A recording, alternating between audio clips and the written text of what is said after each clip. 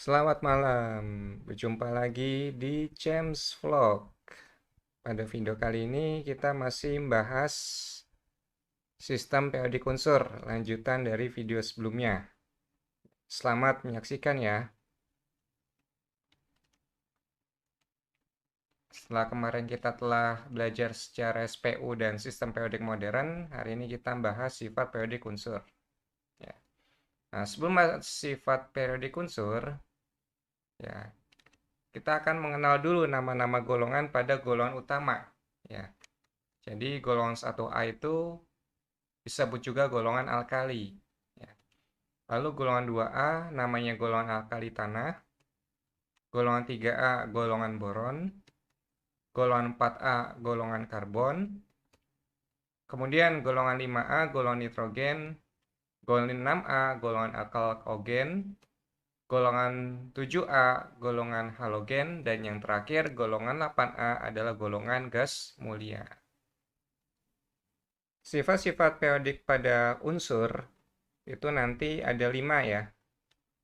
Ada yang pertama jari-jari atom, kedua energi ionisasi, ketiga afinitas elektron, keempat keelektronegatifan, dan yang terakhir sifat logam dan non-logam.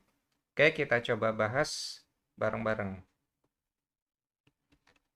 Yang pertama ada jari-jari atom, yaitu jarak antara inti atom sampai dengan elektron di kulit terluar atau biasa dikenal dengan elektron valensi.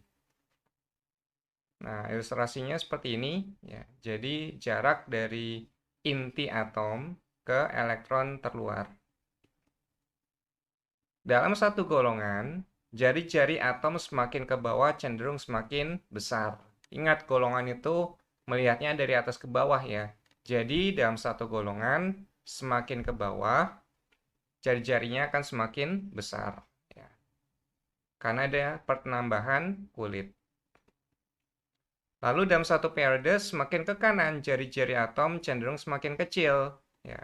Karena kulitnya tetap, kemudian jumlah inti atomnya bertambah, ya. Maka itu, ya, jari-jarinya dalam satu periode semakin ke kanan, ya, itu akan semakin kecil. Nah, trennya nanti adalah kiri bawah, jari-jari akan semakin besar. Ingat, jari-jari semakin besar, kiri bawah. Nah, ini contohnya ya. Jadi bisa dilihat sama-sama ya. Jadi misalkan golongan 1A ya. Dari Li, natrium, kalium, Rb sampai Cs itu nanti ke bawah jari-jarinya semakin besar ya. Kemudian dalam satu periode misalkan periode ini ya, dari Li, Be, B, C, N, O, dan F, kita lihat semakin ke kanan jari-jarinya semakin rendah atau semakin kecil.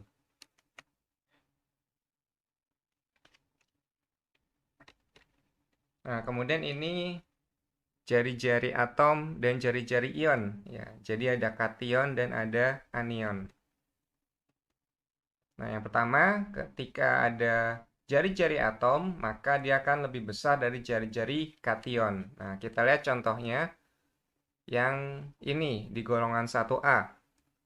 Antara Li plus dengan Li ya. Li plus karena dia melepas satu elektron ya, maka dia kehilangan ya, kehilangan elektron. Nah, maka akan berdampak pada jari-jarinya ya. Di sini jari-jarinya 0,68 untuk Li plus. Sedangkan untuk Li itu 1,34. Jadi untuk yang jari-jari atom Li lebih besar dari jari-jari ion Li plus. Lalu berikutnya, jari-jari atom akan lebih kecil dari jari-jari anion. Ya, kita lihat di golongan 6A antara O dengan O2-. Untuk O, dia punya jari-jari sebesar 0,73. Kemudian pada O2-, dia lebih besar karena di sini O2- dia menerima atau menangkap 2 elektron. Otomatis akan berimbas pada jari-jarinya yang akan semakin besar juga. Ya, di sini 1,4. Nah, berarti betul ya, jari-jari atom itu kurang dari jari-jari anion. Nah, kemudian di sini ada latihan, ya.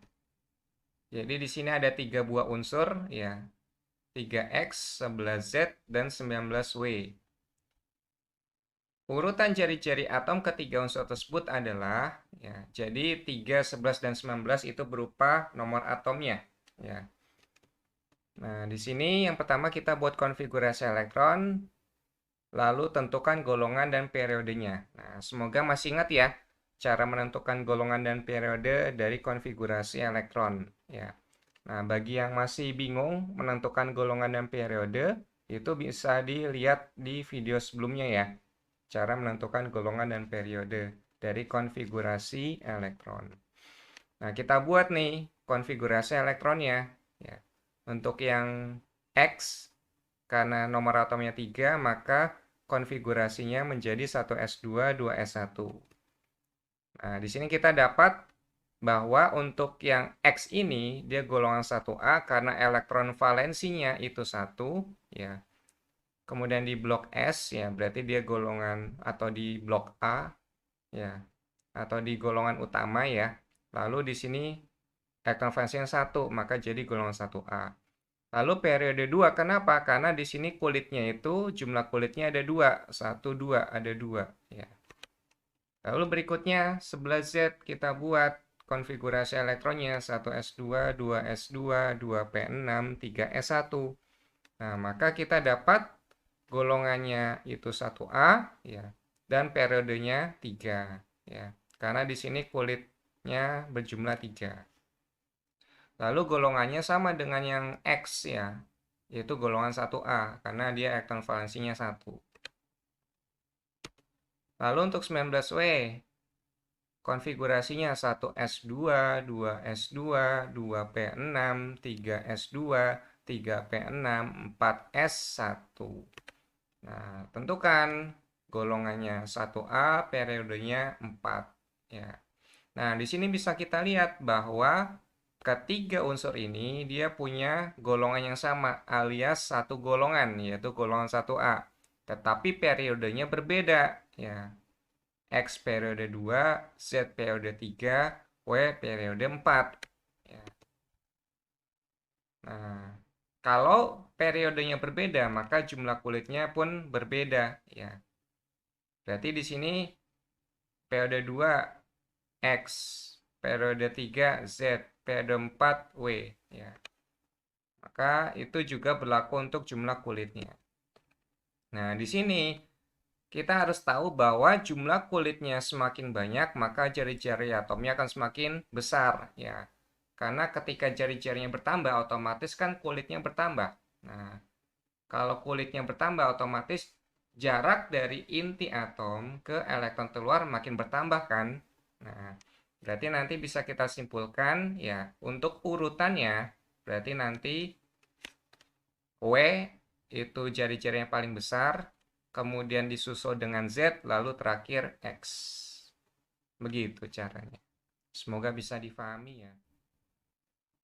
Lanjut, kemudian kita beralih ke energi ionisasi, yaitu energi yang diperlukan untuk melepaskan satu elektron terluar dari suatu atom atau ion dalam fase gas. Ya. Jadi energi ionisasi itu energi untuk mengion. Ya. Untuk suatu atom itu membentuk ion, maka dia butuh energi atau perlu energi gitu. Contohnya di sini misalkan dari Mg ya, dari unsur Mg ya. Dia menjadi Mg plus plus elektron ya. Energi ionisasi pertamanya 738. Lalu dari Mg plus dia melepaskan elektron lagi menjadi Mg2 plus. Nah, maka energi ionisasinya pun akan bertambah juga ya. Lalu dari Mg2 plus melepaskan lagi menjadi Mg3 plus. Nah, makin besar lagi energi ionisasi yang ketiganya daripada yang kedua, apalagi yang pertama gitu. Nah, energi ionisasi semakin besar, semakin sukar melepas elektron. Karena dia butuh energi yang sangat besar untuk melepaskan elektron dari atom tersebut gitu. Unsur-unsur yang segolongan, energi ionisasinya makin ke bawah makin kecil. Karena elektron terluar makin jauh dari inti, sehingga elektron terluar makin mudah dilepaskan. Ya. Lalu, unsur-unsur yang seperiode, energi ionisasi pada umumnya makin ke kanan makin besar. Karena makin ke kanan gaya tarik inti semakin kuat. Nah, kita lihat contohnya ya. Jadi di sini ada tabel periodik ya. Jadi di sini kalau kita lihat golongan 1A itu dari hidrogen sampai CS, yaitu nanti energi ionisasinya semakin berkurang ya. Kemudian dalam satu periode, misalkan dari Li ke Ne, itu energi ionisasinya semakin bertambah ya. Nah, jadi energi ionisasi itu trennya adalah kanan atas semakin bertambah. Nah, di sini ada pengecualian ya, energi ionisasi 3A kurang dari 2A ya. Nah, kalau kita lihat contohnya, misalkan yang Be ya. Ini lebih besar dari B ya. Kemudian untuk yang kedua, energi ionisasi 6A kurang dari 5A. Nah, kita lihat lagi misalkan di 5A ada N 1402. Ini kurang dari O ya 1314. Jadi ada anomali ya di 3 ke dari 2 ke 3 dan dari 5 ke 6. Nah, kemudian latihan ya. Unsur berikut yang memiliki energi ionisasi terbesar adalah, kita bahas ya. Jadi langkah pertama kita buat dulu konfigurasi elektronnya dan tentukan golongan dan periodenya. Untuk yang Na golongan 1A periode 3, Mg golongan 2A periode 3, K golongan 1A periode 4, Ca golongan 2A periode 4, lalu terakhir Rb golongan 1A periode 5. Lalu setelah kita mengetahui golongan dan periodenya masing-masing unsur ini, ya kita urutkan sesuai tabel periodik. Nah, di sini ada 3 buah unsur golongan 1A, ya, Na, K, dan Rb. Kita susun, ya. Na atas, lalu K, lalu terakhir Rb. Kemudian kita susun, ya, untuk di golongan 2A ada 2 unsur di sini. Ada Mg dan juga Ca ya. Mg itu letaknya di sebelah Na sama-sama periode 3, lalu Ca terletak di sebelah K yaitu sama-sama periode 4. Nah, kemudian kita nanti tentukan mana energi ionisasinya paling besar. Nah, energi ionisasi paling besar ketika semakin ke kanan dan semakin ke atas. Nah, berarti kalau kita lihat dari susunan unsur ini, mana nih unsur yang dia letaknya di kanan dan juga atas? Ya, ternyata jawabannya adalah yang Mg. Oke, semoga bisa dipahami ya. Lanjut ke afinitas elektron, yaitu besarnya energi yang dilepas ketika mengikat satu elektron dari bentuk atom netral dalam wujud gas sehingga terbentuk ion dengan muatan negatif 1. Contohnya di sini ada Br, ketika menangkap elektron maka akan membentuk ion Br- dengan afinitas elektron sebesar min 325. Lalu ada Cl yang ketika menangkap elektron menjadi Cl-, maka nilai afinitas elektronnya menjadi min 345. Ini menandakan bahwa baik Br dan Cl dia sama-sama melepas energi ya. Kalau dia Ae-nya negatif berarti dia melepas energi. Dalam satu periode dari kiri ke kanan, afinitas elektron semakin besar karena jari-jari semakin kecil dan gaya tarik inti terhadap elektron semakin besar, dan atom semakin mudah menarik elektron dari luar. Sedangkan pada satu golongan, makin ke bawah, afinitas elektron akan makin kecil Karena jari-jari atom makin besar sehingga gaya tarik inti terhadap elektron makin lemah. Dan atom semakin sulit menarik elektron dari luar. Ini contohnya ya, untuk afinitas elektron. Afinitas elektron akan semakin besar ketika trennya adalah kanan atas. Mirip seperti energi ionisasi yang sebelumnya. Nah, di sini tapi ada pengecualian. Untuk afinitas elektron golongan 3A kurang dari 2A. Afinitas elektron golongan 6A kurang dari 5A. Kemudian afinitas elektron 8A kurang dari, kita ke latihan soal ya, dua buah unsur dan konfigurasi elektron sebagai berikut. Ada P yaitu 281, lalu Q dengan 285. Sifat periodik yang benar untuk unsur P dan unsur Q adalah, nah kita cari jawabannya ya. Jadi P berada di golongan 1A ya karena elektron valensinya 1, sedangkan Q berada di golongan 5A karena elektron valensinya 5.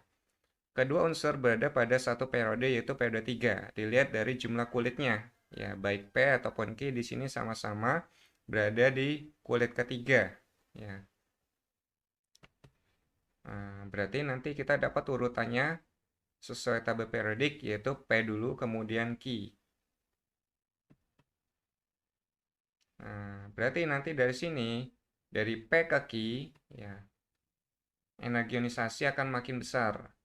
Kemudian jari-jari atomnya semakin kecil, elektronegatifannya bertambah, afinitas elektronnya itu bertambah, kemudian titik didihnya semakin berkurang. Maka nanti jawaban yang tepat adalah yang D.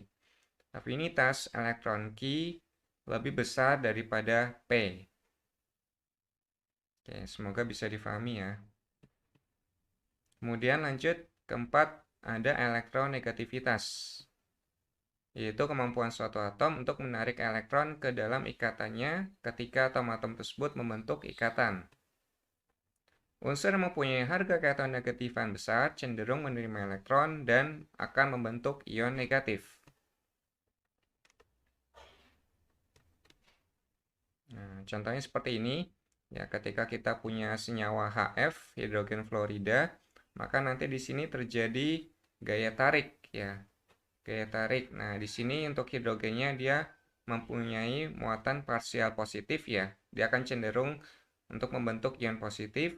Ya, kemudian nanti F-nya di sini dia mempunyai muatan parsial negatif atau nanti dia akan cenderung untuk membentuk muatan negatif ya. Kemudian unsur-unsur yang segolongan keelektronegatifannya semakin ke bawah semakin kecil karena gaya tarik-menarik inti semakin lemah. Kemudian unsur-unsur yang seperiode keelektronegatifannya semakin ke kanan cenderung semakin besar. Oke, kita lihat soalnya. Data keelektronegatifan beberapa unsur sebagai berikut. Unsur yang paling mudah mengikat elektron adalah, nah, jadi jawabannya semakin besar keelektronegativitas, semakin mudah suatu unsur untuk menarik atau mengikat elektron. Berarti di sini kita cari yang harga keelektronegativitasnya itu besar. Ya, berarti kita dapat jawabannya yang N, ya, yang nilainya paling besar yaitu 4,0. Nah, kemudian ini contoh tabel periodik yang memuat nilai-nilai keelektronegativitas yang diambil dari sumber yaitu dari skala Pauling ya. Jadi untuk elektronegativitas ya itu trennya kanan atas semakin besar. Nah, di sini untuk elektronegativitas paling besar terdapat di golongan 7A ya. Yang paling ujung kanan itu 7A bukan 8A ya. Jadi dari golongan 1A ke 7A elektronegativitasnya makin besar. Lalu yang terakhir sifat logam dan non-logam. Sifat-sifat unsur logam spesifik adalah menggilap, menghantarkan panas dan listrik, dan ditempa menjadi lempengan tipis serta dapat direntangkan menjadi kawat atau kabel panjang. Sifat-sifat logam dalam sistem periodik semakin ke bawah semakin bertambah, dan semakin ke kanan semakin berkurang. Nah, ini contohnya ya. Jadi, untuk golongan 1 kecuali hidrogen ya, sampai nanti di sini, ini yang tengah ini golongan transisi, kemudian nanti di sini golongan 3A mulai dari Al sampai Tl ya, ini berupa logam. Kemudian yang di warna biru ini dia merupakan metaloid atau semi logam ya. Kemudian nanti yang berwarna merah ini merupakan non logam. Nah, unsur yang berada pada batas antar logam dengan bukan non-logam atau yang bukan logam menunjukkan sifat ganda. Misalnya saja, untuk berelium dan aluminium adalah logam yang memiliki beberapa sifat bukan logam. Maka ini disebut amphoter. Boron dan silikon adalah unsur bukan logam yang memiliki beberapa sifat logam yang disebut metaloid atau semi logam. Nah, jadi ketika kita merangkum semua dari jari-jari atom sampai terakhir tadi sifat logam dan non-logam, ya, maka didapat seperti ini. Jadi, kalau misalkan kita ambil trennya dari kanan atas, ya, maka jari-jari atomnya makin kecil, kemudian energi ionisasinya makin besar, kecuali 3 ke 2, atau 3A kurang dari 2A, dan 6A kurang dari 5A. Kemudian afinitas elektron makin besar kecuali 2A, 5A, dan 8A. Kemudian keelektronegativitas makin besar, lalu terakhir sifat logam akan berkurang.